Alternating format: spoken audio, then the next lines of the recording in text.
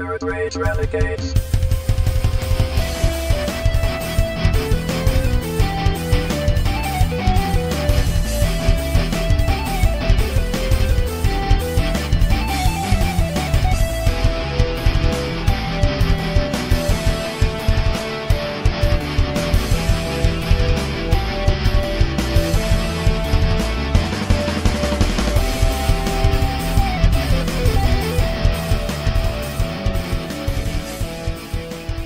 Ladies and gentlemen, welcome to the Nerd Rage Renegades. I know you can't see it, but I'm sitting in the dark because my light bulbs in the vault decided to die. So I'm sitting here by the light of my laptop and the light of a big giant TV on my desk that is currently showing the demo of the Super NES Mini Classic because I have it on so I can see a little better. I can see you surprisingly well for just that amount of light. I know, right? I'm getting my good side in the dark. It's my good side. You're glowing in the dark. and I'm dancing on the ceiling. Don't get me started, man. Yeah, that's my favorite song. Oh, well, hello. Is it me you're looking for? Second favorite. By the way, I did something the last couple of days that I've been planning on doing, and it actually is totally worth it. I actually patronized the Djibouti Dubs Patreon, and the content on there is definitely worth it. They've got other dubs on there that aren't necessarily on YouTube. They've got tons of movie commentary tracks and stuff that they don't have on YouTube. So good shit on there. Just a little heads up to anybody who likes the Djibouti stuff we talk about.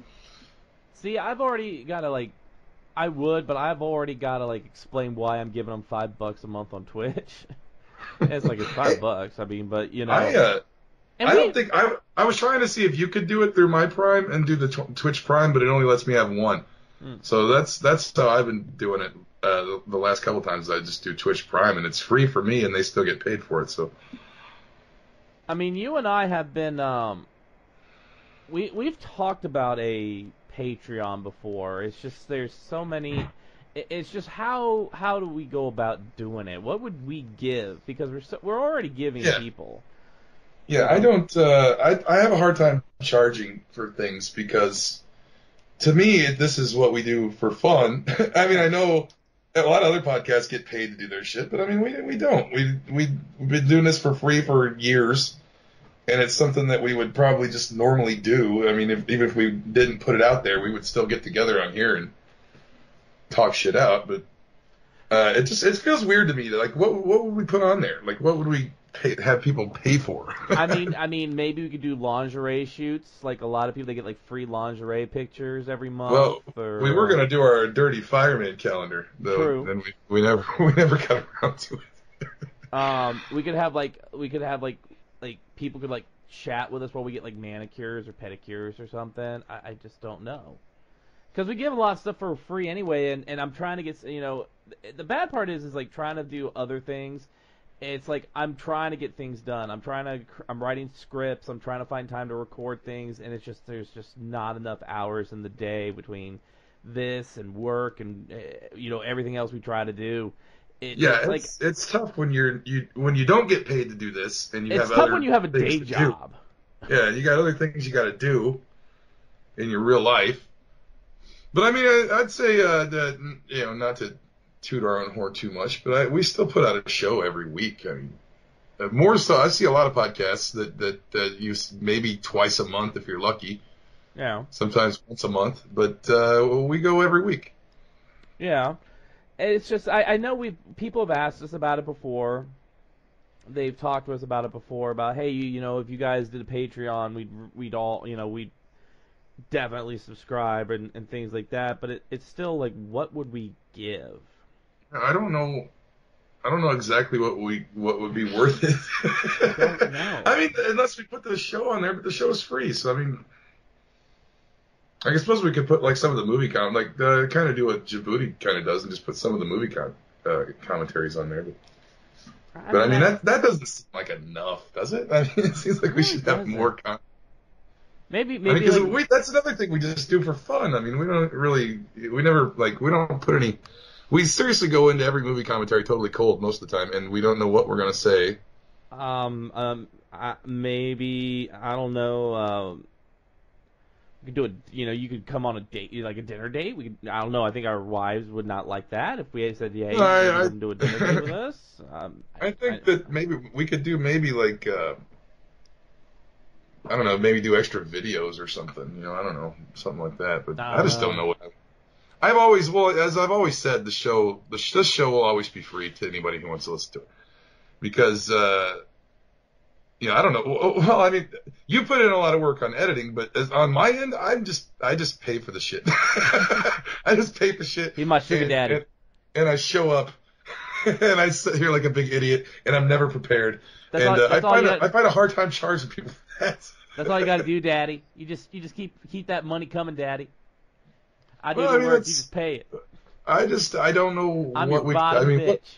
Maybe anybody listening right now, what are some things you'd want to see us do if we had a Patreon? What would you want to see us do? I mean, within reason. I mean, I'm not going to play Russian roulette for you, but I mean, naked fireman calendar, yes. Russian roulette. The only way we would do Russian cover my junk with a Dalmatian puppy and wear a fire hat. Be perfect. Now, only if we could get Christopher Walken involved to play Russian roulette with us. That's like the only way. We need him and Robert De Niro. I don't think Christopher Walken might do it, but I don't know about De Niro. A little bit. But that's, I mean, yeah. What would you all like to see if we did a Patreon? What would y'all like to see? Leave us a comment on Twitter, or you leave a comment on Facebook. Just let us know if we did a Patreon.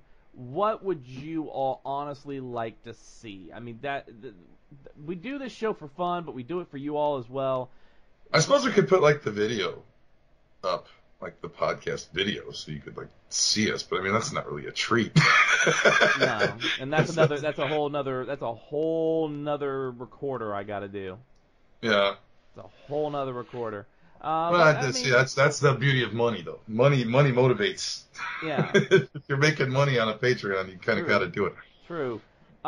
Which leads me to my next question for everybody. So Chief and I, we just put out last week the Force 4 commentary, and we do want to apologize in the time frame it took to when we recorded it to when I got it posted on the YouTube channel. Now, like I said, I've been dealing with this illness from hell for like a month. And with my leg acting up, it took a little bit to get it up there. But in that time frame, the channel that had the Force 4 full movie on YouTube that we watched to record this commentary is gone. Yeah, it's just totally gone, from what I can tell. It's totally gone. You told me the movie was gone, and then I went to the channel and looked, and the whole channel was fucking gone. Yeah. So it's on Amazon Prime, so you can still get it on Amazon Prime, and we do recommend you go and watch that. I'm having fun right now because I'm watching Chief do his dreadlocks. It's like hypnotic. It's like a hypnotic dance of the Spider Queen. But all done. But it's out there. But I want to really ask you because Chief's kind of on the fence of it. We're talking about the next movies we're gonna do. I really want to do Windy City. I want to do a staunch 1980s melodrama because I think it's gonna be so hard to do. I mean, it's fine. I'd do whatever. But I want to know would they like to see us do Windy City? I mean, this movie has Lex Luthor in it from The Adventures of Lois and Clark. It's so terrible too. Kate Capshaw and Josh Mostel, the son of the great Zero Mostel. I mean. The reason why I'm obsessed with this is because the Cinema Snob did it as one of his reviews, and ever since then, it's not so much that I like the movie, it's the fact that has been the film, the review that I go to sleep to. It's literally the review I put on to fall asleep to, because nothing happens in this damn movie. So I kind of want to do it just for shits and giggles. But we have talked about doing some Hercules movies, some Steve Reeve Hercules. That's something I want to do, for sure. Definitely. I have Steve Reeve's autograph right there. I look at it every time we do the show. So, what movies would you like to see us do? We have one we're looking at from Stephen Wilds. It was like Grandpa Goes to College or something like that. Yeah, is that on? Did we find that on YouTube ever? I thought you said you had found it, I and think it is on YouTube, but it was weird. It was like had a different title or something. I don't know. yeah. We'll have to look at it again. And I do want to say thanks to Steven for he always posts comments on the podcast on the YouTube. And he's got a podcast that he does. If please everybody go check out Steven Wilds on Twitter. Go check him out on Facebook. Check out his stuff. He's on Twitch. He's on Twitch as I'm pulling up his Twitch account right now. Let me see here. His Twitch account is wait a minute. I thought I was following it on Twitch. Oh, Serenity's Bane. Yeah, go check him out on. He's Serenity's Bane on Twitch. Go check him out. He's as we speak, Chief. He's streaming right now. Dead Rising 3 Xbox. I need to I'm gonna go get our Nerd Rage Twitch login I don't know. Can I log into do we have a Twitch that we can both log into? We do have a Twitch. I will get you the login for that. That way we can start doing stuff. We are gonna start. I just got Injustice 2, and I thought I might stream it because I've got streaming capability on my Xbox, of course. Now you got Injustice 2. Now did you get any of the DLC characters? I honestly haven't really got into playing it very much. I started playing story mode, and I haven't really gone into download or anything. I know that their Dark Side is available. You can get them in the. I don't know if he just pops up in the game if you got to beat something to get him. I haven't really looked into what I can download yet, but I'm definitely going to. I heard like Ninja Turtles and shit are in it. I'm gonna put my. His thing's just at the title screen right now. I'm gonna hit him up on that later. I haven't even played story mode. I've just been doing like multiverse, like the entire time. I did get the Ninja Turtles. I did buy the Ninja Turtles. I need to get into that stuff. I just got it like 2 days ago, and I've only played it a little bit because I got a couple other games too. I bought because it was like $13. I got it's like Call of Duty. It's two different Call of Duty games, and one of them's remastered. It's the one in space, and then there's another one that's just like whatever Warfare. I don't remember what it is. It's actually pretty fun. I've never been a Call of Duty fan really. I've never played any of them really, and I did play one of the older ones, like one of the early ones, and it was really fucking hard, and I couldn't figure it out, and I just gave up on it. But I bought it because I went to GameStop and I bought a few used games the other day, and that Call of Duty double game set was there, so I got it. Maybe some of that stuff will get streamed eventually. I've never gotten into the Call of Duty games. I just can't. But I'm not much for first. I like third person shooters myself. It's just all first person, and it gets confusing for me sometimes. But I like it all right. See, and here's the thing: if you go to Twitch, we are Nerd Rage Renegades on Twitch. There's nothing on there yet. But we're gonna start working that kind of stuff out. But know this, that if you go to Twitch, a lot of times they'll play a lot of people start playing like the most current game that just came out. Like I think Classy Pax said, like I saw his Twitter today, and it said like they're going to play Sea of Thieves tonight. That's a good. I almost bought that too. I saw that at GameStop the other day. I almost got it when I was there, but I was like, maybe not right now. Yeah. But me personally, if I'm on there, you're gonna get a lot of older games. You're gonna get a lot of classic games, especially once I get my system set up and I get an Elgato that'll work with my systems. You're gonna get a lot of NES, a lot of Genesis, Master System. You're gonna get a lot of like those games. You'll probably get all new games from me. Yeah. So it'll be a nice little. And for me also, you'll probably get some PS3 games. Like maybe I really want to do because since my PS4 is hooked up downstairs and my PS3 is up here, I can hook it up. I really want to go back through the Fall of Cybertron and War of Cybertron Transformer games that were on the PS3 because those games are really good. So I kind of want to. I may do a little Deadpool streaming too. That's a good one. Deadpool. That's a fun. That's a fun one to watch. It's not like Call of Duty might get kind of boring just watching guys go around and shoot, but like Deadpool's got like storyline and it's kind of fun. So I think people might dig watching that. Yeah. So those are definitely fun. But we're gonna get that all up. But if you go on Twitch, it's Nerd Rage Renegades on Twitch. We're gonna start doing some more stuff on that. I might even, if depending, I gotta see how much stuff I'm taking to C2E2 with me, if I'm bringing my laptop or not. Maybe if we get a couple USB, because mine kind of went on the fritz, but if we get a couple USB controllers, we could do 2-player Cuphead. We could play some Cuphead, Chief, because I own Cuphead.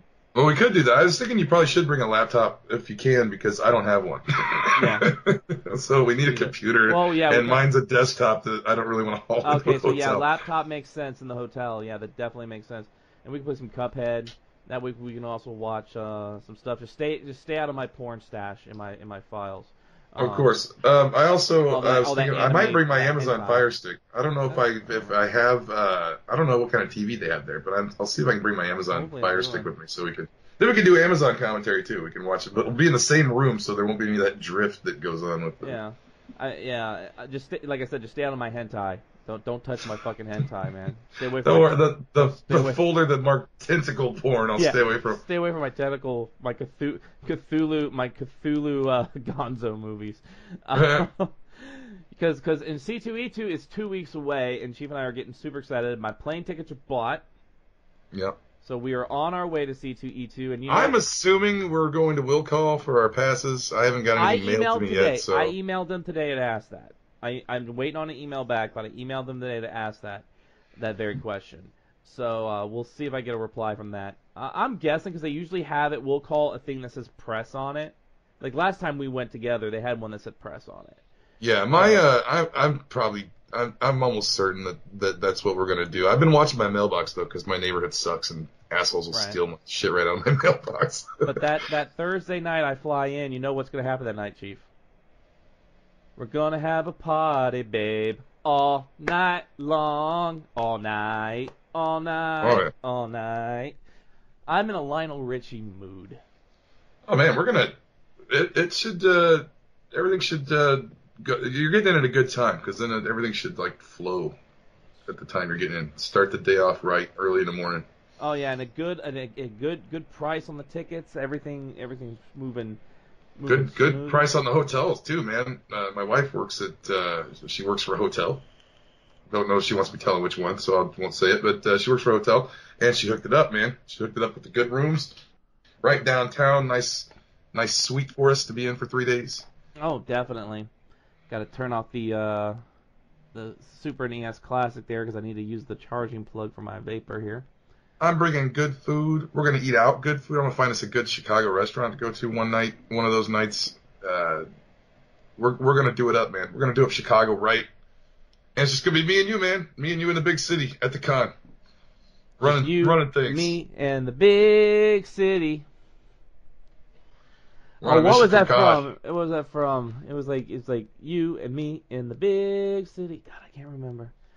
We got to watch out though, because I hear the Nightman is in Chicago. Yeah, you gotta be careful of the Nightman. Yeah, you gotta be careful of everything in Chicago. I'll tell you that right now. You can't be fucking around in Chicago. It's a cool place, but I mean, there's still some dangers. Well, it's basically Gotham City. Yeah, it's Christopher Nolan's vision of Gotham City, basically, and it looks the part when you get in there. Yeah. It's a cool place, but you gotta watch your back a little bit. You definitely. But we're gonna have some fun at C2E2. Once again, if anybody's at C2E2, let us know. But getting back to Stephen Wilds for a second, because he had put a comment on last week's episode. Oh, more comments. More comments. He said the room is amazing against all of its best efforts. And Neighbors, he owns Neighbors, but not sure why it exists. The Neighbors exists because it's awesome. Why shouldn't it exist? Is a better question. The better question is, why isn't there a season 2 yet? Yeah, exactly. That's the ultimate question. Where is my season 2 of the Neighbors? Where's my season 2? We left with an ice cream party. We don't know what the hell happened after that. He said he's shocked I didn't mention when we were talking about reboots. He said he's shocked I didn't mention the reboot of Reboot. Do you remember Reboot, Chief, in the 90s? It was like one of the first computer generated cartoons. Yeah, I kind of do, but I didn't like it. I actually enjoyed it. I mean, Tim Curry. Well, like I said, I was in high school at that time, so that's not something I probably would have been watching. Tim Curry was the voice of Megabyte, the main villain in that. There was Hexadecimal, who was a really cool villain. The reboot of it, I have seen what they're doing with the reboot of it, and it's kind of along these lines of them rebooting Charmed and shit. It's almost like it's show and name only. It's not. Yeah. It's not. It's not what you would think it's going to be, So I need a little bit more on that before I can actually comment on it. Personally, he'd love to see new Family Matters.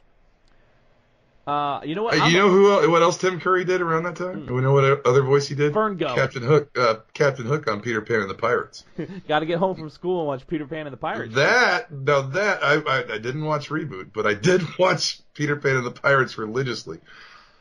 I want to see a reboot of Family Matters. You know what? I'm always down for more Carl Winslow. I'm all about the Carl Winslow.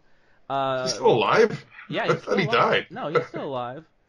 No, the father from Fresh Prince, the Uncle Phil from Fresh Prince died, not Carl Winslow. I don't think that Urkel would come back to that role. Honestly, I don't think he would. I think he's got too much going on in other things. He's like a grown man. I don't think he wants to go back to being Steve Urkel. He'd go back and be Stefan Urkel. His cool. I mean, maybe if they made him like just a nerdy grown up guy and he had a kid. Why didn't anybody ever really notice that was nothing more than that was nothing more than the Nutty Professor? Stefan Urkel was nothing more than Buddy Love. Well, yeah, that's all it was. I think the producers probably thought that was obvious, and then people just didn't get it or something. Yeah. Saved by the Bell, a reboot of Saved by the... No, that one I don't think... You can't touch that kind of plot. I hated that shit when it was on. Hey, Kelly Kapowski was hot as hell. Kelly Kapowski is still hot as hell. Okay, that girl you can see her other places. Yeah, watch that horrible show to see her for 2 minutes. Now, I've seen way too much of Jessie Spano. That Showgirls, I saw way too much of Jessie Spano. Mighty Max, or maybe even a reboot of Mask. Now, Mask, that would be interesting. A reboot of Mask. I would watch. They did Transformers, and it worked. I mean, that Transformers they had on the one that was on the Hub or whatever. Transformers Prime wasn't bad. That was pretty good. I liked it. The only thing I hate when they reboot shows from like the 80s like that is they put too much emphasis on the human characters. Like, I understand you had Spike and Sparkplug in the original, but most episodes... Nobody liked them, though. Nobody liked them. And after the movie, and then they added Spike's son Daniel, that whiny little bastard. You know what? I always wondered why they did that, because even as a kid, all my friends who watched Transformers, nobody liked the kid. They put kids in it to think kids would relate to it. I wanted to see the robots. I didn't give a fuck about those kid characters. And he said he liked Jessica Jones season 1, season 2, not as much as season 1. And he went into a lot more detail in his review of it. He does do a review. Let me pull that up. I thought it was pretty good. I mean, Jessica Jones is not my favorite of the Marvel series anyway, but I did stream all 13 episodes in like 2 days because it was good enough for me to do that. So. But if you want to check out anything of Stephen Wilds' stuff, which he does have a Patreon, maybe we should ask him what he does, for Patreon. Maybe I don't know. Maybe he's done a the fireman. The fireman maybe he'll join us. Yeah. But go to scwilds.wordpress.com. You can see his review on Jessica Jones there. Check him out. Really good guy. Always up with us. Was on when we did the live episode. He was there chatting with us. Really good guy. I thought that going back to Jessica Jones for a second, I thought that the cool part about Jessica Jones this season that I really liked was there were a couple references to Spider-Man in it, and the 11th episode, I think David Tennant came back as he was the Purple Man, but he was just like a ghost in her head that just kept coming back and talking to her, and she was kind of going nuts.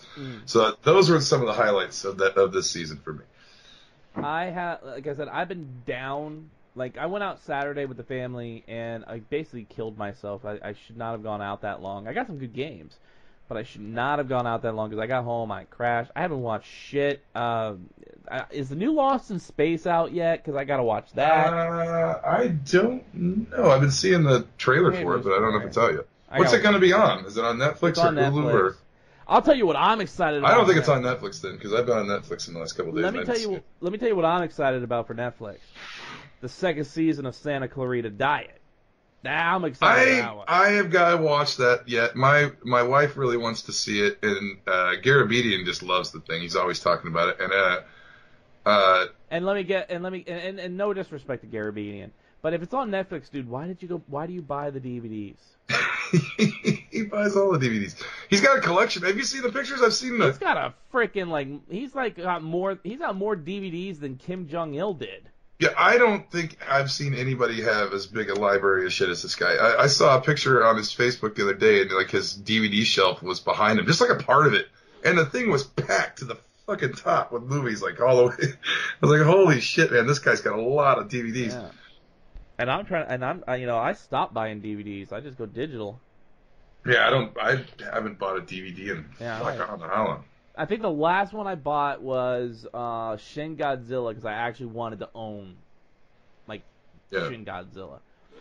But no, that's a good one. Santa Clarita Diet's really good. Really good take on the zombie genre because they actually go they try to find the reasons why she's a zombie. I'm confused as to how she's still able to think and it's not normal. Like I said, it's not zombie in its traditional sense, and there's no garbage people in it, and Nathan Fillion's in it. I gave up on the garbage people. I haven't watched a single episode of the second episode.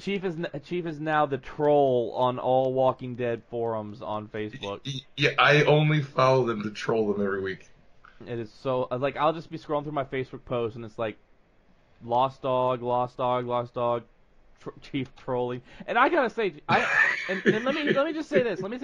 You're doing a great service, but how many Chihuahuas get lost in Illinois? It's like the other day, there was 5 or 6 Chihuahuas. Well, the day before that, it was there was 5 German Shepherds that all went. It's weird. They all disappear in groups. I don't know. I don't think they're lost. I think they're having their annual retreats. Maybe when they come back home, they look like they've been out for a night out. Yeah. when you see the home at last posts when they find them, some of them look like they've been into some shit.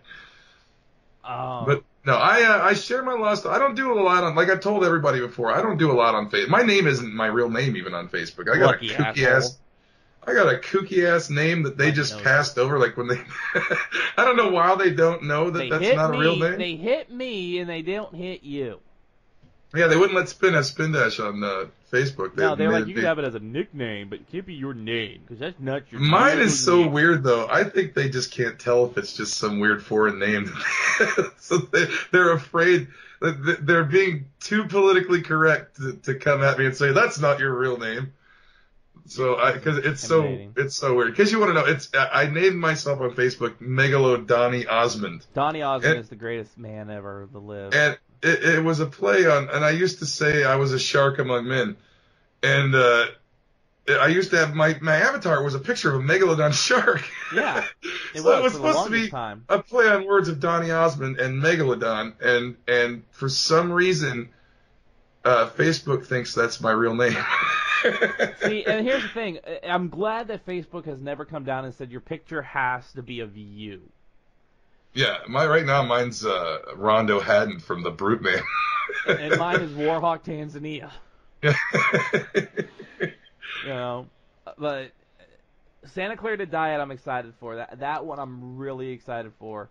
It's got a good cast, and everybody keeps, and my wife wants to watch it real bad. She likes Drew Barrymore and stuff. And I love Drew Barrymore. I've always loved. So I thought I'd watch it because it was a zombie show and it looked kind of funny, but I just haven't gotten to it yet. It's funny. Like we're talking about, there's not enough time in the world to fucking get to all the things I need to do. It's funny, and guess who else is in it? The waitress. Oh really? From Sunny? Yeah, she's in it. The waitress. She plays. She's Drew Barrymore's neighbor, who's married to this other guy, but is having an affair on him. She's hilarious in that. She's hilarious. So I'm excited for that. I'm excited. God, what else is you know what else I saw on Netflix? Benji. They made a new Benji movie. And those movies are all so depressing. I'm sitting there why in 2018 did Netflix get a Benji movie. Like, and it says Netflix original. Where's Lassie been, by the way? Lassie was always more upbeat. Lassie solved shit. Lassie was never homeless and starving and fucking walking the streets all dirty like Benji. Lassie was a fucking powerhouse hero. Where's Used Rin to save Tin kids Tin? in wells. Yeah, well, yeah, that too. Where's Rin Tin Tin? Where are the hero dogs? There are Why none. we got this sad ass Benji the bum walking around looking for a home every movie? Okay, come on. Benji. Okay, come on. Benji is the Jerry Curl to Lassie and Rin Tin Tin's Andrews and Bayo. Okay. Benji is the Jerry Curl of that. He's whole not dog as universe. funny as Jerry. Well, Jerry's no, more not. upbeat than that dog. It's true, but if you look at it, God God, oh come on, Lassie, goddamn. Oh, damn, Lassie. Want some beans, Lassie? Beans. Gotta get them beans, girl. Did you hear they're not renewing Rick and Morty for season 4? I was about to say that. I saw that today. They from what I'm hearing is that it's like Cartoon Network just hasn't greenlit a fourth. I cannot believe they're gonna just cut off their most popular show like that. Well, what are they gonna do? Just continue with reruns of frickin' Family Guy? You know what? Adult Swim, ever since they got on the Seth MacFarlane, Mike Judge train, has been boring as fuck. A lot of the in-house stuff they don't do anymore. And like Rick and Morty was a shining light in that. Mike Tyson Mysteries is a nice as a good cartoon.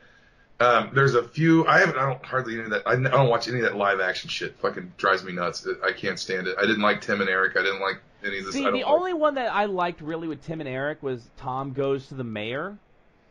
But yeah, that was not the Tim and Eric show. I didn't like the live act. Tom Goes to the Mayor was animated. Yeah, I like Tom Goes to the Mayor. Now, Tim and Eric, great show. Rats off to you. Yeah. But, like, Tim and Eric, awesome show, great job or whatever. I liked the Steve Brule moments in that, and there was some times that were funny. But here's the thing, it's like Adult Swim will give a show, like 6 episodes, and then it's like you never hear from it again. Or they reboot it years later, like with Venture Brothers. I love Venture Brothers. Venture Brothers was great. I absolutely love Venture Brothers. They put on the pilot. Come on, Monarch. Come on. Dr. Girlfriend. Dr. Girlfriend. Mrs. Doctor the Monarch.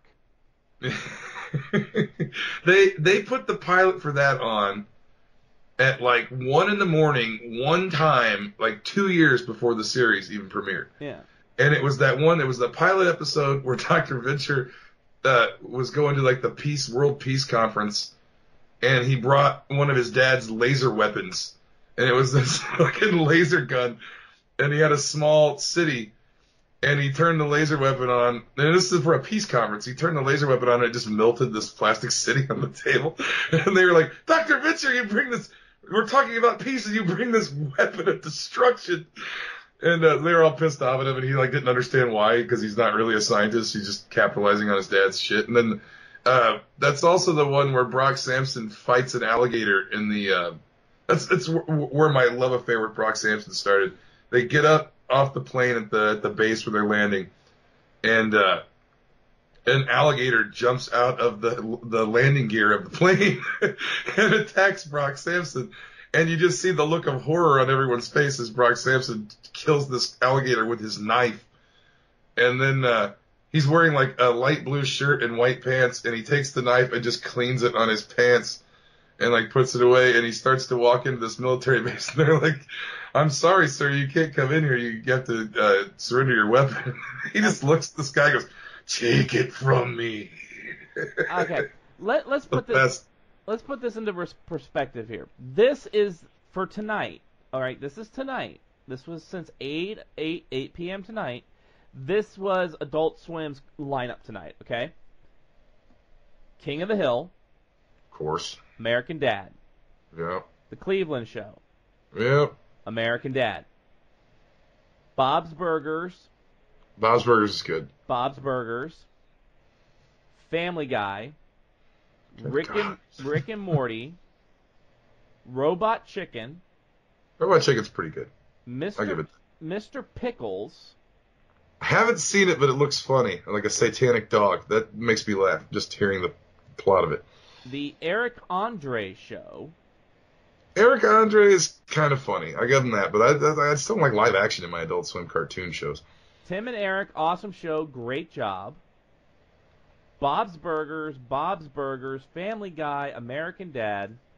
They reboot. They rerun everything at some point in the night. Yeah, I don't know when it starts over. This is when it really starts again because you go. Well, here's so you have all those and then those two Bob's Burgers at 1:30 and 2 o'clock are the same Bob's Burgers that ran at 10 and 10:30. Yeah.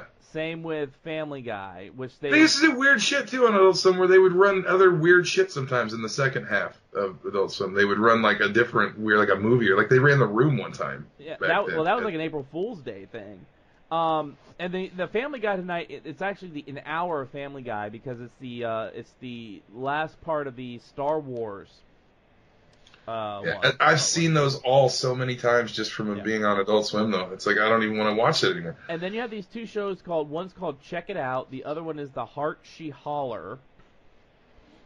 Now, I don't know any of those because I haven't watched since they took off like Metalocalypse. I haven't watched it. Well, that's what I'm saying is I'm looking at this. What happened to Metalocalypse? What happened to Squidbillies? That's still on occasion. I love Squidbillies. Early Kyler. Hey, y'all, you mind if I date your pumpkin? I want to get fucked. The granny. Like, fuck me. Come on, Dad. Come on. Hey, Dad. Am I doing good, Dad? Is that what you like that, Dad? Shut up, boy. It's kind of I don't know. It's kind of I don't know if it's sad or sickening or what, but I mean, when Adult Swim was first starting, and I remember when they were doing the thing where they started creeping up like on network television ratings it was like for late Space night. Ghost Coast to Coast. And yeah, well, they started out, and it started earlier. I thought it started with Space Ghost like 7 or 8. Yeah, then it went to like Sea Lab 2021, then like Aqua Teen, and then Aqua Teen Hunger Force, which I used to love. I loved Aqua Teen. Meatwad is my man. And they had a bunch of in-house shows that they did. Frylock, I got this magic sweater. Grand Specials. Like all the William Street shit just dried up, and like all they want is Seth MacFarlane rerun shit. Yeah, it's like and you see it on Fox. It's like on TBS. It's on like fucking 10 channels on my cable. You can't get away from Family Guy and American Dad. It's on Hulu. They took them off. They took them off Netflix. Now I will give this credit. To me, I always thought of all his shows, of American Dad, of Family Guy, I honestly thought Cleveland Show was the best and funniest of them all. Yeah, of the three. Of those three, the one that did not last, I thought was the absolute funniest, and it was Cleveland Show. One because there were some cutaway gags, but it was more. It really caught me on the first episode of Cleveland Show where he's teaching Rollo that where he's like, you got to not get caught, and then Rollo's underneath the desk like, oops, I dropped my pencil. I wonder where my pencil has gone. It is the most elusive pencil, and he's trying to, sexist, whatever, but he's looking up the girl's skirts, But I just died laughing, And then you got Tim the bear, and he's like he's a bear, but he lives in suburbia because he's afraid of the woods, He smokes, but he doesn't want his wife to know he smokes. He's like, please don't tell the missus, about this. But he's also really religious. He's like, go with Christ, Jesus said, Cleveland, Jesus forgives, but I don't. So I miss all the shows they used to do in house though. What happened to Super Channel? I think they bought. I think they figured it's cheaper and more cost effective or something just to buy old Seth MacFarlane shows from Fox or something, because like they just had the greatest. It used to be this really cool like underground thing and they'd even put the ratings up how many people were watching at night sometimes in the bumpers. And I love those bumpers. And you'd sit there and it felt like you were a part of something kind of underground and cool. Yeah. Because people like just kind of fringe weirdos were watching it at the time, and like I would rush home Sunday from work when I was working at the restaurant. I'd work Sundays and I'd work till like 9. And I would rush home every Sunday just to get Adult Swim on and watch it. And like all those good shows are gone now, man. You don't have any Space Ghost. Well, I guess the guy that the Space Ghost voice died, didn't he? Didn't the guy that he used passed away. Yeah. So you don't have him anymore. But I mean, they had the the what's his Brack name? The Brack show, but the other guy that did the other guy voice died too. Yeah, Zorak died too. Yeah, Zorak. But like you had the Brack show, you had Space Ghost, you had C-Lab, you had Squidbillies, you had Squidbillies, Metalocalypse, Venture Brothers, Super Jail. Aqua Teen. You remember? I've never. That's one where I haven't seen. I stopped watching at a certain point. Like pretty much after Metalocalypse was done, I was done. So the best way I can describe Super Jail is you take the Mad Hatter and let him create a super maximum prison, and that's Super Jail. It is literally the weirdest. It's literally Alice in Wonderland if they had a supermax prison. It is a weird fucking mind fuck inside this gigantic I got out of it because of that. But I think that's the reason I didn't like it anymore. Because it seemed like they were just getting weird for weirdness' sake, and it wasn't like funny anymore. Like the Tim and Eric stuff is just weird shit that's not. It's almost like you sit there just confused watching the show. What the fuck am I watching? Like I said, Tom Goes to the Mayor I thought was funny and ingenious. Well, it had a plot though. I mean, it was a guy that was trying to pitch stuff to the mayor to help the town out, and it was like my favorite one is Rats Off to You, when he came up with the Rats Off to You thing and the guy stole it from him. Yeah. That was one of my favorite ones. But like after that, when they started doing the live action show, I didn't like it. I was like, what is this crap? And where's Mike Tyson's Mysteries? Oh, it's on the new seasons. I got the first 3 of them on my DVR right now. Good. That one, that's like the Sleeping Beast. Right? That's one of the only ones left. One of the only in-house Adult Swim things they do anymore. I don't know. Oh, they do all those weird little 15-minute ones and stuff, and like Robot Chicken, I guess, is kind of in-house, but that's really Seth Green. But I mean, like there's a couple things. They still show Squidbillies once in a while. There's a couple of the in-house things, but it is mostly just Fox shit, like Fox packed into Adult Swim, and it's not the cool kind of. It's gone mainstream, and it's not the cool weird underground little club at night that you get together and watch with your friends and stuff. Well, the other thing I liked is that Adult Swim, they would take shows that were adult shows that were on other channels, but they would bring them like to Adult Swim. Like I loved Home Movies. That was one of my favorites. Yeah, that was another Brendan Small cartoon, the Metalocalypse. He did that one, and man, Brendan Small's an excellent guitar player. As a side note, I don't know if you've ever seen him play, but he is fucking good. I own Death Clock's albums. Okay, I own the album. I've got the first one burned somewhere, but I don't have the other one. I've got them. But I loved Home Movies. Like my favorite episode is one where all he wants is a fisheye lens. That's like all he wants. And it had H. John Benjamin as Coach McGurk. McGurk was the best.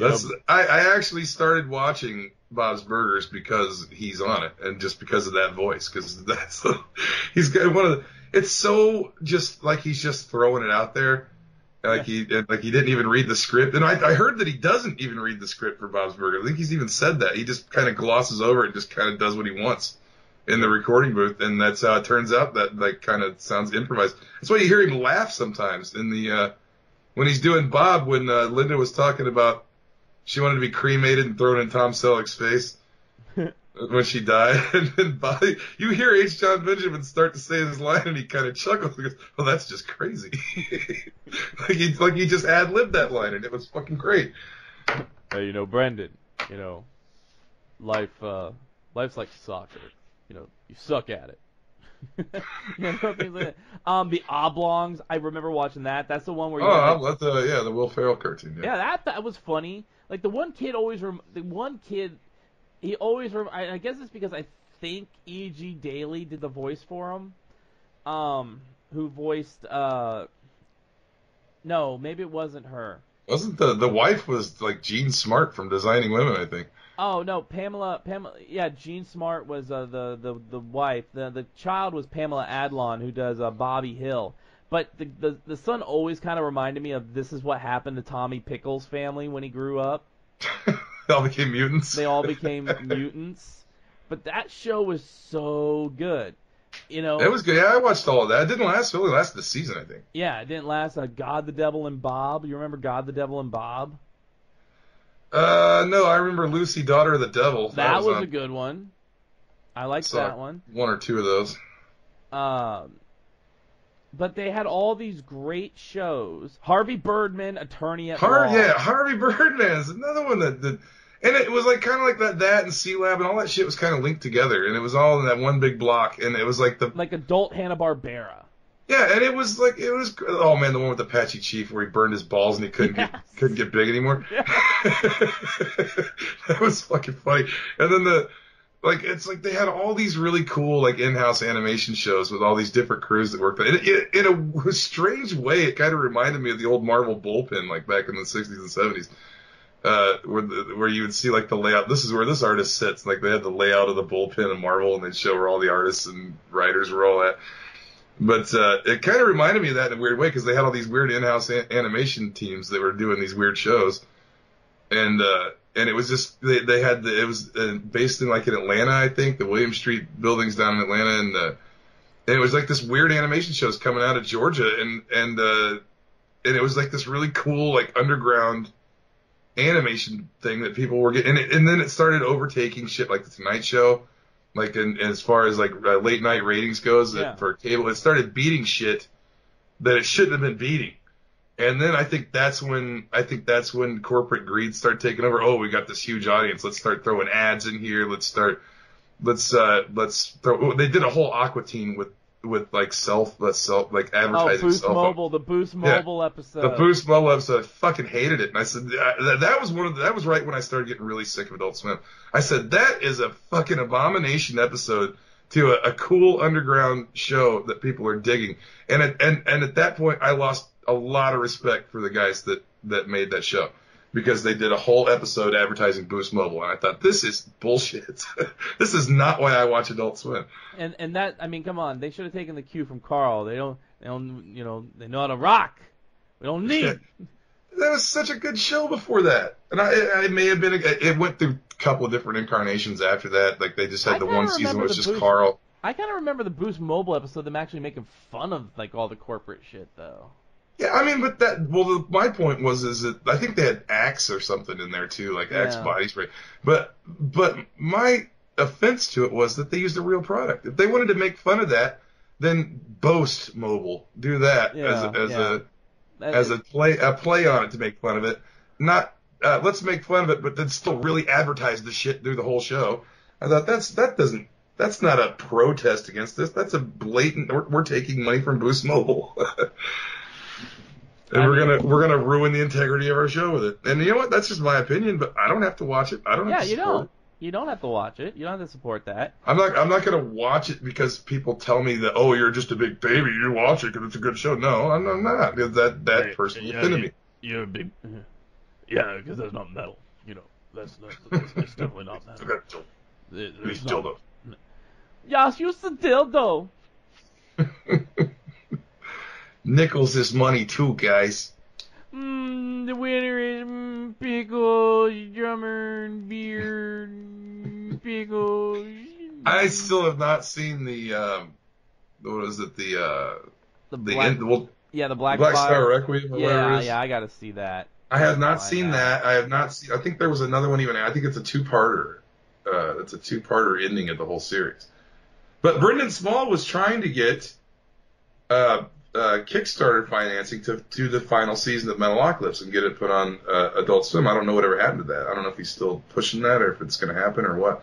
But he was trying just up to like last year to get another season of Metalocalypse, which it deserves. It's a fucking brilliant show. Which I still say that I created it. I still invented Metalocalypse, and if you go to the old Cartoon Network website, when you go to the Adult Swim part of the Cartoon Network website, they used to have a discussion thread that was pitch a show to Adult Swim. Right. And I went on there one time, and I even sent them sketches that I drew of what I thought it should look like, and I wrote out a whole synopsis in the pitch a show to Adult Swim of washed up rock band or rock rock star like King Diamond, the real hardcore metal guy like King Diamond, moves into a suburban neighborhood, and it's just him and like his band having to live in suburbia and like go to the grocery store and like walk the dog and shit. It's like basically a lot of what's in Metalocalypse was in my description. Didn't hear anything back from Adult Swim. Then a year or two later, here's Metalocalypse on TV, and it's almost like a bunch of even like the bunch of the little details that I put in my description were in the fucking show. And I swear to God, they stole my idea for that. Brendan Small stole Metalocalypse from me, and I'll say it to the day I die. Because I had witnesses to that. My wife saw me do it. My wife saw the sketches that I drew and sent. My wife saw the synopsis that I sent. One of my best friends, I read it to him before I even sent it. He said, "Yeah, you should send that in." And I sent it in to the Pitch a Show discussion thread. Never heard nothing. And then my show is on Adult Swim a year and a half, 2 years later. It's like, you motherfuckers. But it was a good show, so I didn't fault them for it. That would be called free balling. Yeah. Just being a dick. I do cocaine. What are those chairs? What are those chairs? This is still to this day one of my favorite. What are those chairs? The grand guitars. It's play the grandpa's guitars. How do you say I am much more gooder than you? We're not the sugar Nazis. I will now play this with my balls. Irie. Here's a reggae song. I like the Dr. Roxo, and they had this intervention, and they the explosion's like, Dr. Roxo, I hate your music. I hate you. I want. Everything was about hating him. He's like, y'all love Dr. Roxo. Dr. Roxo. Yeah, that's stupid. Dr. Roxo proved he was a good friend of them though later on, because he called and tried to warn him about Toki getting kidnapped. Yeah. You have to save Toki. You gotta save him. I mean, that was all just. I don't know how else to say it. That whole back then it was, you had genius shows. They were funny. They were different. There wasn't like anything on Cartoon Network during the day, for sure. There wasn't anything really like it. Like even Family Guy and stuff. Even like Family Guy and the Seth MacFarlane stuff and even Mike Judge, it wasn't as like subversive as the shit on Adult Swim. So Adult Swim was like really skewering society and shit on there. I mean, you could watch it, you could laugh, you could have so much fun with it. Now it's like Well, it was a community. It was like a community then, and now it's like a big commercial enterprise in a way. It was like there was like an Adult Swim community, even like the message boards. People knew each other then. There wasn't. When you look at the old ratings for like when Adult Swim was first running back when like C-Lab was still on and that shit, it wasn't that highly rated. There were just a few thousand people maybe watching it at night, and that was it. And it was like this club of people that would get on the message board and like live. It was almost like live tweeting before Twitter. They would get in the message boards and write shit in the message boards as the shows played, and you could follow the message boards, and it was kind of like this weird little underground group of fringe weirdos that were watching all these cartoons and all talking to each other online at the same time, way before Twitter came about. Oh, way before. And it was fun, and then it turned into this big commercial enterprise of just let's get all the Seth MacFarlane we can cram into one night. Let's close up our in-house operations and we'll just we'll sit back and make a bunch of money. Everything except for Tim and Eric and Seth Green. They're the only ones that still get to keep like a show like regularly on there. Yeah, and it's weird to me that Brendan Small brought so much to that time slot and Adult Swim, and why they would give him hassle about getting another season of Metalocalypse. Why the fuck would they not let him do it? Like, why? It just seems to me that there's some people at Adult Swim that got their head up their ass when it comes to what the fans actually want to see and what people want to watch. Because I can't find a single person that tells me they're not sick of fucking Family Guy. And I'm sick of Family Guy. You want to know why? I'll admit this. When Family Guy first started, I loved Family Guy. I thought it was funny. I thought it was ingenious. I love that Stewie was this baby that wanted to kill his mother, and all this other stuff. But after a while, it just became like the same joke over and over. It's like, oh, this week Peter finds out he's Jewish, but this week he finds out he's also kind of half Mexican. And this week Peter has a conjoined physical twin. It's like you do the same thing every single. It's the same thing over and over.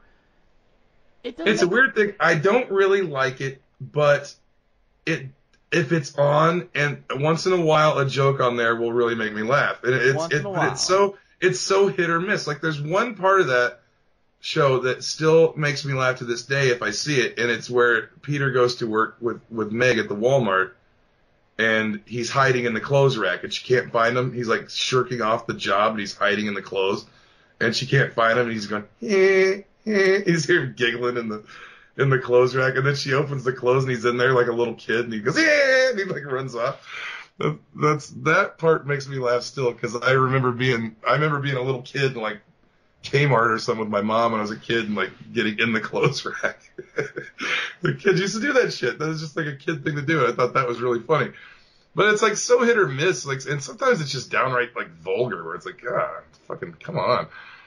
Right. And, I'm not a huge Seth MacFarlane fan, number one.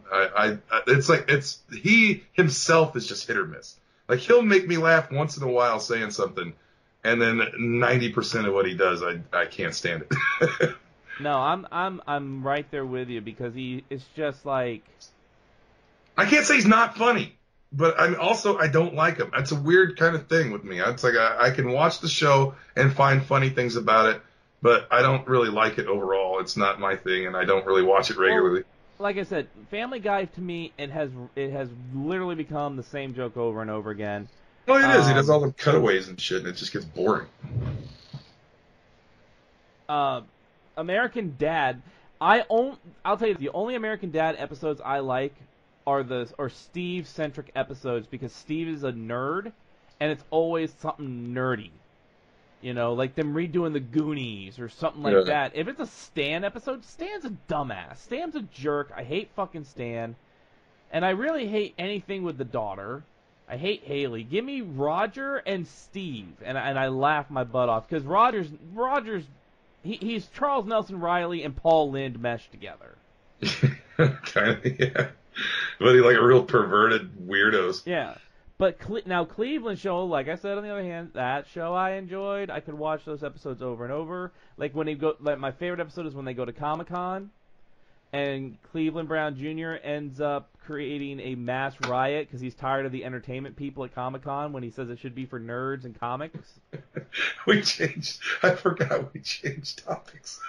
I know. We were going to talk about the Infinity War tonight. But I guess we'll wait till we'll save that one.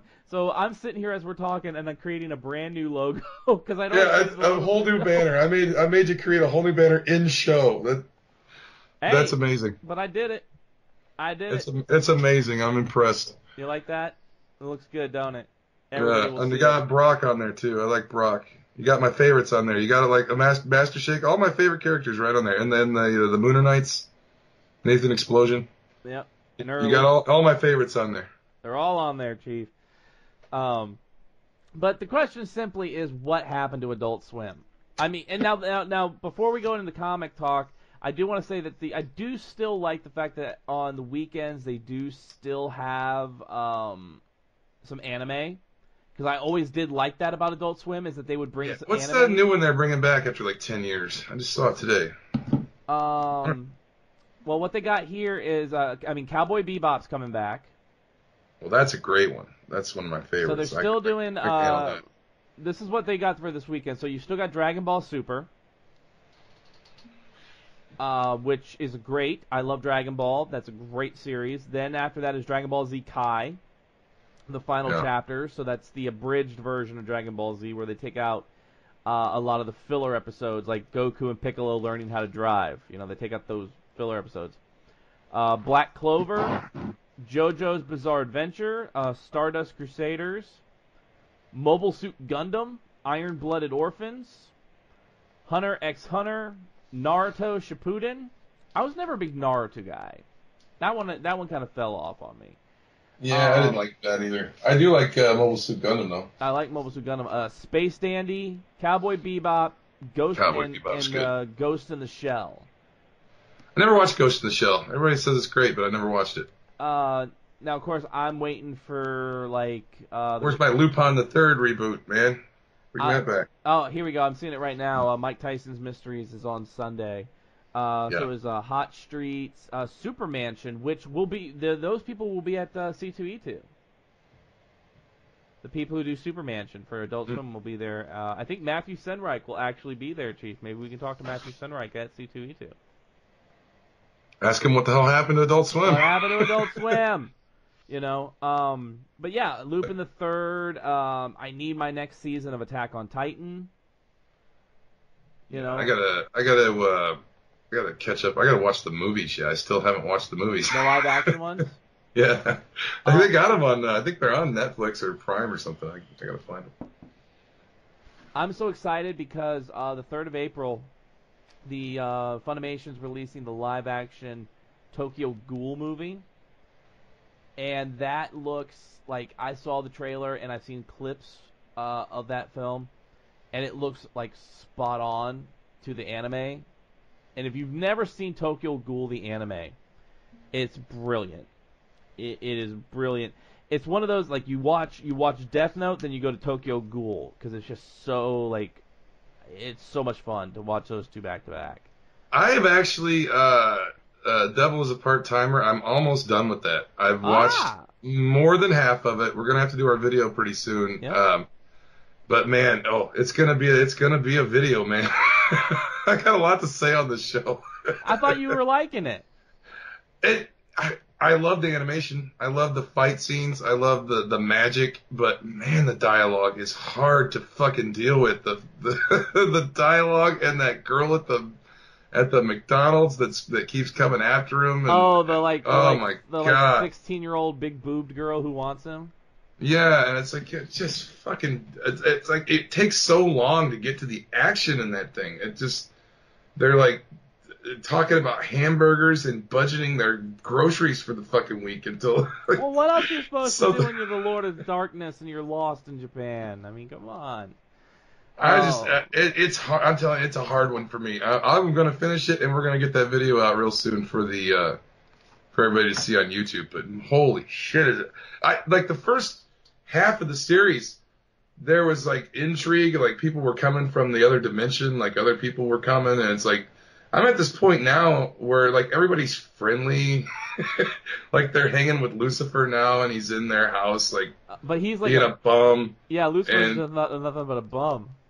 He's on like eBay all day long. It's like it seems like all of their enemies that come to fight him, they end up taking him into their house, like living with them, and it's the weirdest goddamn thing. And it's like, I love the animation is immaculate, by the way. It's beautiful, like the way they draw the shit. But man, I'm telling you, I would probably dig it more in the Japanese rather than the American. Because the American dialogue is fuck all bad. It's horrible.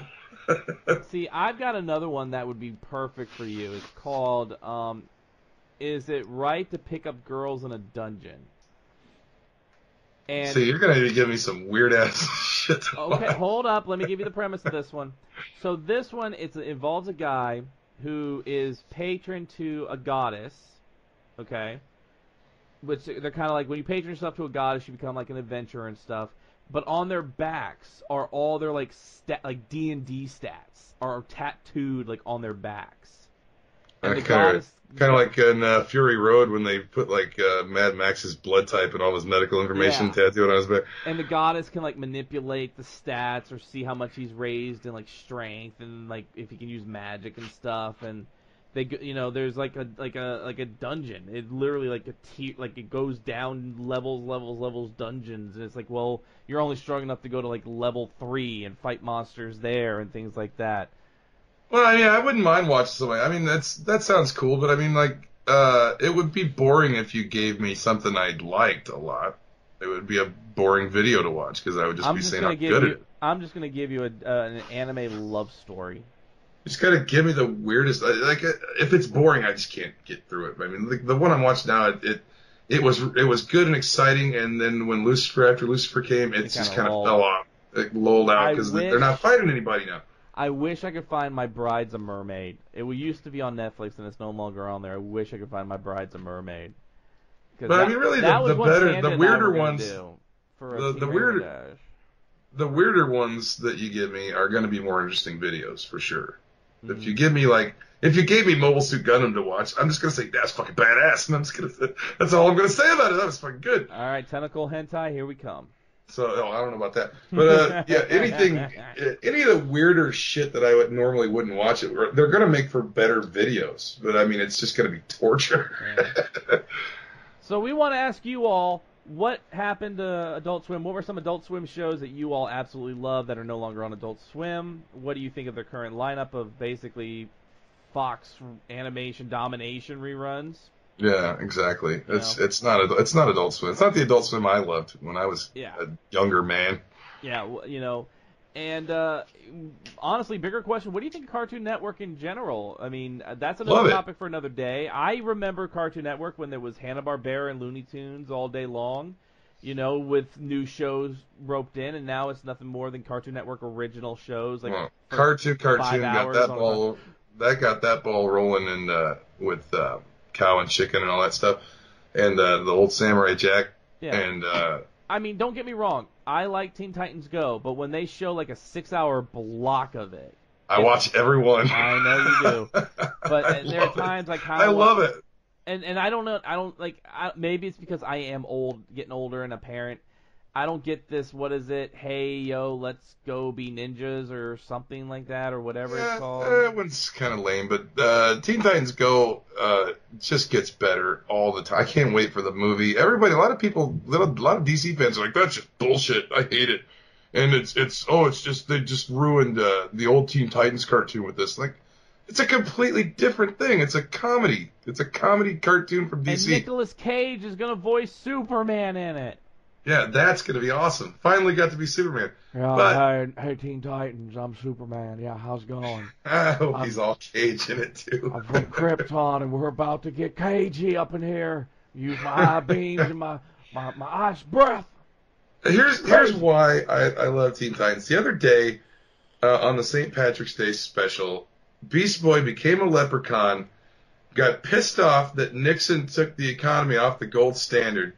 So he decided he was going to put America back on the gold standard, and he just went gold crazy, and he punched Nixon in the face. That show makes me laugh. I swear it's not for little kids. It can't be. It's like I've said on here 100 times. It's always Sunny in Philadelphia, in cartoon form, with the Teen Titans. That's exactly what the show is. They're just despicable assholes to each other. They're horrible people. They're not really heroes, and they're just terrible. And it's funny. It's hilarious. And they'll show a 6-hour marathon. I'll watch every single episode, even if it's a repeat. I'll watch it. I love it so much. I love Robin. Robin is a neurotic mess because of Batman. It's like all their character traits come from their past real origins. And they've even had an origin episode where Beast Boy was saying his origin was like Green Lantern. He was giving Green Lantern's origin story for himself. And Robin's like, that's not your origin story. That's Green Lantern.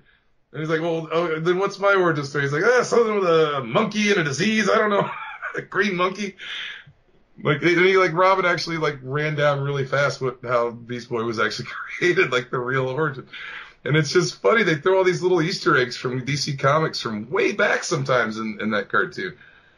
And it's like, man, how did people not get this thing? It's great. But what did you all think? Leave us a comment on Twitter, leave us a comment on the YouTube video, or on Facebook, or even on the Podbean if you're listening to us there. You can leave a comment there. If you're on Filling the Void, leave us a comment there. iHeartRadio, everywhere, leave us a comment. That way we can check it out and see. But leave us a comment there. You can find us every single week on the Twitter boxes at SpaceG75 and at the Divisional Nerd Rage Renegades Twitter. You'll be able to see us in 2 weeks. About April 6th through the 8th. C2E2. Yeah.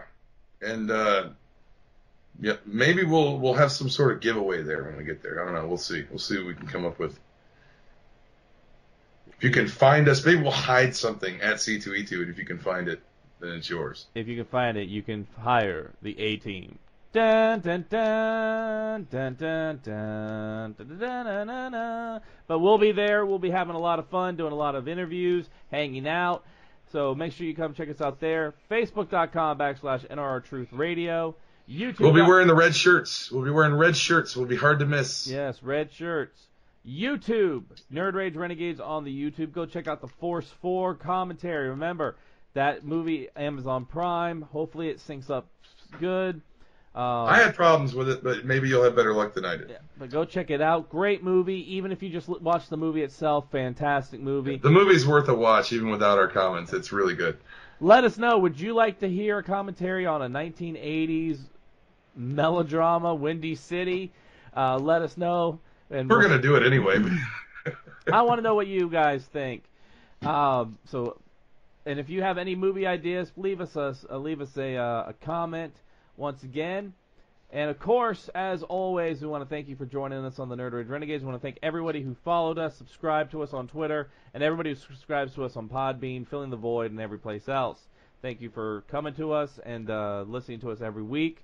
Crystal will tell you where we are at every single week, so you'll never miss an episode. The Nerd Rage Renegades are on the air every Wednesday on Podbean, Stitcher, Player FM, iTunes, Google Play, and every Thursday on GamingRebellion.com, Filling the Void Podcast Network, and now iHeartRadio. So with that, we are now going to go into our DC comic reviews, so let's hit that spoiler alert. Spoiler alert! Spoiler alert! The Renegades are about to spoil this week's DC Comics. Alright, Chief. Weird week reading the comics this week. Very weird week. Yeah, well, we tried. We tried. We were both really busy.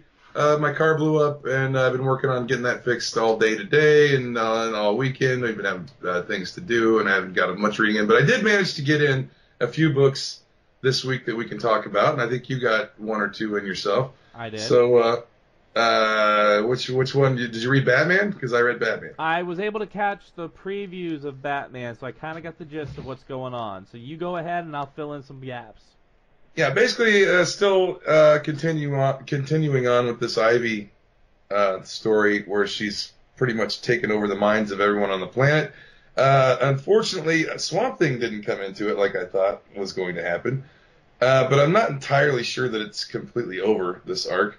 What happened basically was, as we know last time, Superman killed Batman. And so Ivy had to call in like every prominent neurosurgeon in the world to come revive Bruce. And he wakes up in the hospital in this issue. And so basically what they have to end up doing is they have to, because Ivy's got everybody like really down deep in this mind possession she's done. But Harley Quinn, she has a soft spot for. So Harley Quinn's real personality is still right at the surface, just under her control.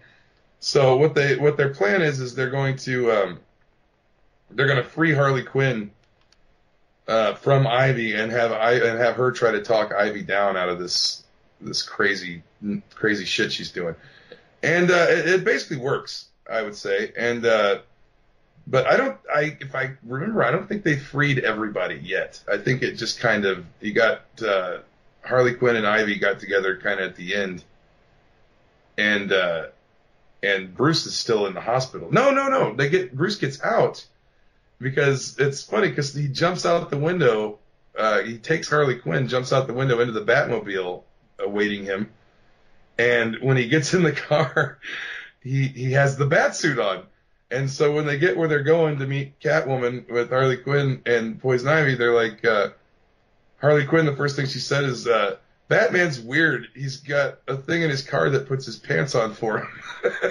So, like, we find out that when Bruce jumps into the Batmobile, some kind of mechanism actually puts the Batsuit on him if he's not already wearing one. So, I feel sorry for anyone who tries to steal the car, and all of a sudden they're getting some weird clothes strapped to them, getting a complete bat suit. But I'm not entirely sure. I can't quite remember if I think they've talked Ivy down to a point, but she still has not released her grip on the rest of the world yet. So yeah, I know Catwoman was talking to her about, during the war, jokes and riddles. Like, both her and Batman talking about it ties a lot back to the war, jokes and riddles. Well, yeah, she's mainly upset because she fought for. But Ivy was on the Riddler's side and said she wore his insignia on her sleeve, and she still had guilt about what she did and all this. So it's Ivy's pretty much gone mental. Like, she wants control so that she thinks she's saving the world, but she's actually just mind controlled everybody, and it's really fucked up what she's doing. Yeah. But good issue. Tom King doesn't ever disappoint me, really, with what he's doing with Batman. So I don't really have a lot of criticism for Batman books. It's like, it just seems like every week I just keep saying it's great. It's great. Go read it. Because I can't really say anything bad about it. I can't really say anything bad about the artwork is nice. The stories are brilliant. I don't know if I like this one as much as like Rooftops or something. But still pretty good. I mean, for a Poison Ivy story, it's not my favorite villain. But I could dig it. I was a little disappointed the Swamp Thing didn't come into it. But yeah, I figured with the green he would play. And that's kind of the thing I'm noticing, is that in some of these books, there's a character that seems like it would be obvious that they were, and I mean, this isn't done yet. Swamp Thing still could come in, but there are characters that seem like it would be obvious to call in for some of these, and it doesn't happen. I think this might be over, because I think the next one is the wedding. We're getting into the wedding, so I think this is over. I thought, because I think the Joker's going to show up at the wedding. It's a wedding issue next time, I think, if I remember correctly. Well, and the reason why I say that is I was able to read The Brave and the Bold, issue number 2. Yeah, that looks amazing, but I didn't get to the second one. Now, I didn't have time. Now this is the story that we talked about at the first issue a few weeks back, where it has to do with Fairyland one, right? Yeah, the Fairylands and everything. So, in this one, the Fairy King is dead, and the different races are kind of arguing, and Diana's kind of trying to be like a peacekeeper in this whole ordeal. Meanwhile, Batman, Alfred's able to pull him out of this kind of dreamlike state that most of the Irish quarter of Gotham has been put into, and Batman does a lot of talk with Alfred about magic, about magic and experiencing magic, and it just kind of seems like, I understand this is a Batman Wonder Woman story, but when you're dealing with this type of like magic and fairy realms and things like that, to me it just seems kind of like you would bring in like a Constantine or a Zatanna, Dr. Fate, somebody. Yeah, somebody within that mystical, magical realm, but they're not. And there's even a point in the thing where Bruce, Batman, is trying to say, like, there is science, there's a certain amount of science behind magic. Trying to, like, basically say there is this science, in there. But at the same time, we know that he's dealt with magic before with Constantine, and they even apparently this is in continuity, because they even harken back to when he sat upon the chair of the new gods. Yeah, and he mentions that, and they actually show it in this issue. Well, I think it's kind of a running joke anymore that Batman, even though he's witnessed firsthand magic, he's witnessed aliens, he's witnessed Ghost with Deadman. Deadman's a guy he regularly interacts with that's a ghost. He witnesses all this stuff, and he still doesn't believe in magic. Yeah. It's so weird, but the artwork is great. The story is it's kind of like a slow burn story, because this issue we just now get the last panel of Diana reaching out to Batman. So it's kind of like a slow burn story in a way, because it's still kind of like a whodunit, because they're trying to figure out who killed this. They've been linking up Batman and Wonder Woman quite a bit lately. They have been, and I don't, they need to kind of stop. man's engaged. Well, we had that scene. He almost got it on with Wonder Woman in Batman, but he couldn't do it. He couldn't do it. So I think Bruce is a trustworthy guy. He's with Wonder Woman and he couldn't do it. So I mean, who else is gonna cheat on Catwoman? I mean, you got an immortal freaking Amazonian warrior there. You know what they say about them Amazons? They love the snoo. But it's a really good story. I mean, I'm enjoying it. It looks good. I'm gonna get it in trade, I think, when it comes up.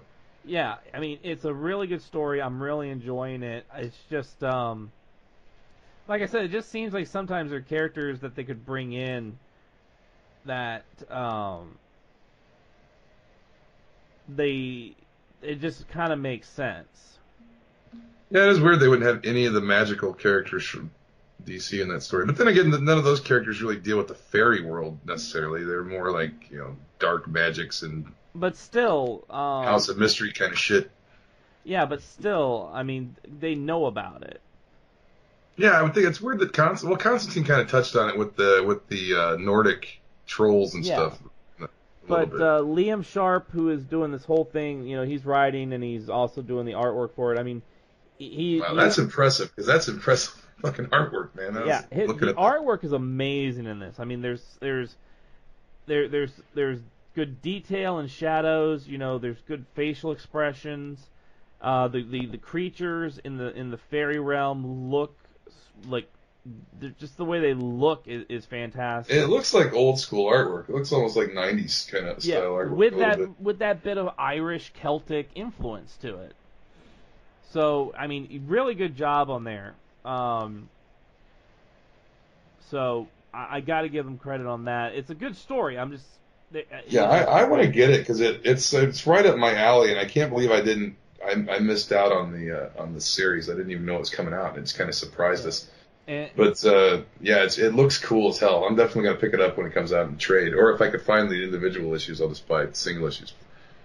And sadly, that's all I was able to get done this week amidst sickness and everything. I got a couple more. We got Deathbed #2, which is still pretty good. I'm digging it. That's what I wanted to get to, and I wasn't able to. It's pretty good. They go to he keeps turning up Luna, the guy that's the main adventure guy in this.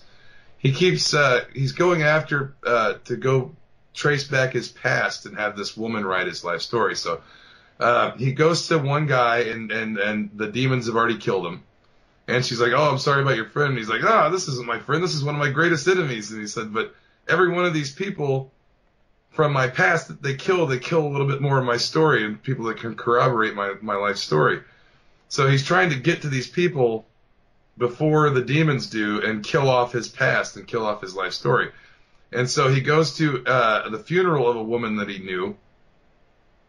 And he goes in making the funeral kind of all about himself and really pisses off the family, and they end up getting thrown out of the funeral. But it's starting to be it's interesting. I really like the artwork. It's kind of a sketchy looking art style on it.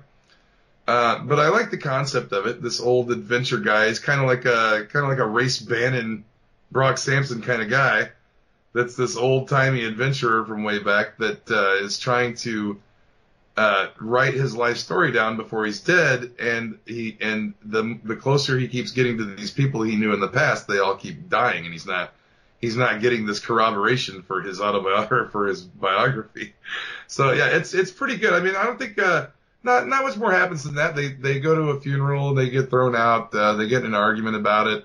He apologizes and says, "Yeah, perhaps I'm too full of myself or whatever," and then we carry on from there. But I'm really digging the book. I like it. It's a unique idea. It's a cool story. I really like the artwork in the first book with the creepy old mansion like in the swamp. That was cool. But I really like this art style, and I really like the story. So it's Joshua Williamson, I think, is writing it, and it's pretty damn good. I would recommend it. I would say probably book of the week again this week from the ones I read, because the only other one I read was Superman.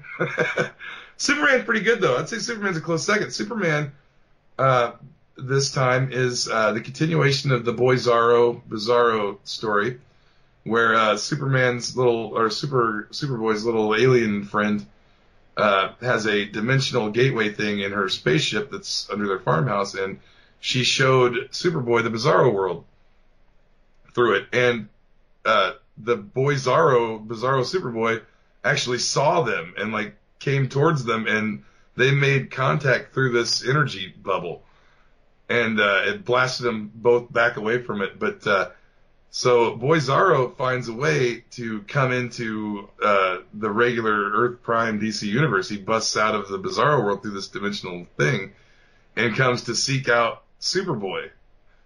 And so he shows up just in Superboy's apartment, just breaks through the window and shows up. And so they're trying to Superboy's trying to keep everything quiet, keep everything under control, but then Clark just busts in and is like, what the hell's going on, basically. So the jig is up, and they know Boy Bizarro is there, and so now they're wondering where he came from. And we also get I think they took him back. Yeah, Superman, Superboy, and Boy Bizarro go back through the gateway to the Bizarro world. And Superman, it's funny, the language barrier is funny because Jonathan Kent doesn't know how to speak Bizarro, and he's like just confused, and he's like, no, you got to understand they're opposite. He's like, Superman's trying to explain to his son like how you got to talk to the Bizarros, and so they get there and to the Bizarro world, and Bizarro Lois Lane immediately wants to hit on Clark because Bizarro is just a dick, I guess, because he's the opposite of Superman, so he's just a big asshole. And so he takes Boy Bizarro back home and kind of explains to him, your kid's a good kid. In Bizarro, it's not so much. You should spend more time with your son. He kind of talks to Bizarro. But then the cool reveal at the end of this issue is it's continuing on the Bizarro world next issue, but we're going to see the Legion of Fun. Ooh. And it's basically the Legion of Doom on the Bizarro world, and they're the Legion of Fun. And it looks like the Super Friends Legion of Doom, and it's going to be good, I think. And it looks insane. Like the whole there's the Legion of Fun is there, and there's balloons, and there's a guy in a Bizarro Batman mask.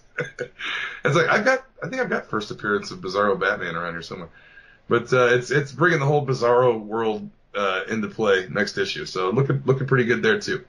And that would conclude all of my reads this week. Sorry, DC. Yeah, we'll Didn't get to a whole lot. We'll make it up to you, but thank you so much for joining us this week. We hope you enjoyed it. We'll be back next week with more DC comic reviews and a whole new episode. Yeah, and probably maybe we'll get to that Thanos thing we were going to talk about tonight and totally forgot about. Maybe we will. So, until next time, good night, everybody. Good night, everybody.